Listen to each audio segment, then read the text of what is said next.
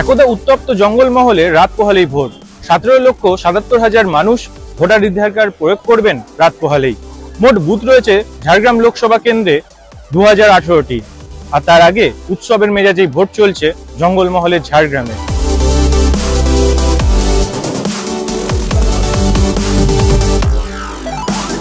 সবাই খুব খুশি এবং উৎসবের মেজাজে সবাই মেতেছে। এত শান্তিপূর্ণ এর আগে কখনো দেখিনি।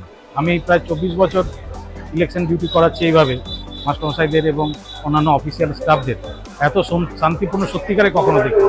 অবজারভেশন যেভাবে আমরা করেছি, জঙ্গলমহলে কোথাও কোনো রকম অশান্তি হবে না, মানুষ শান্তিপূর্ণভাবে ভোট দেবে, এটা আমরা বলতে পারি। ভোট একটা উৎসব, মানুষদের গণতান্ত্রিক অধিকার, তাই ভালোই লাগছে এবং আমাদের এই কাজে লিপ্ত হতে খুবই আনন্দ লাগছে। ঝাড়গ্রামে ডিসি এবং আরসি দুটোই হয়েছে। এখানে 4টা বিধানসভারই ম্যাটেরিয়ালস নিতে হয় এবং ওই ম্যাটেরিয়ালস এনে এখানেই জমা করতে হয় আমাদের।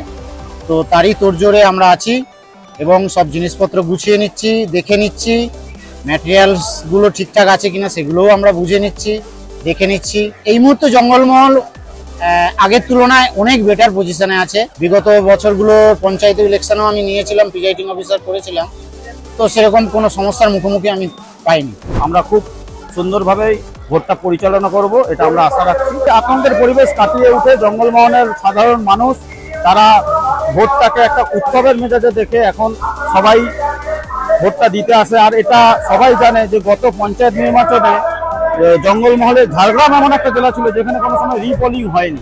সেই জন্য জঙ্গলমহলের এই ভোটের উৎসব খুব সুন্দরভাবে একটা উৎসব হিসেবে মানুষ পালন করে এবং সবাই ভালোভাবে সুন্দরভাবে ভোট প্রদান করে তাদের নাগরিকত্ব এবং তাদের ভোটাধিকার প্রয়োগ করে।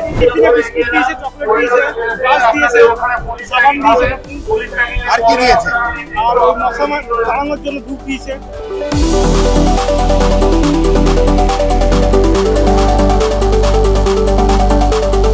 ঝাড়গ্রাম থেকে প্রতিম মৈত্র, সংবাদ প্রতিদিন.in।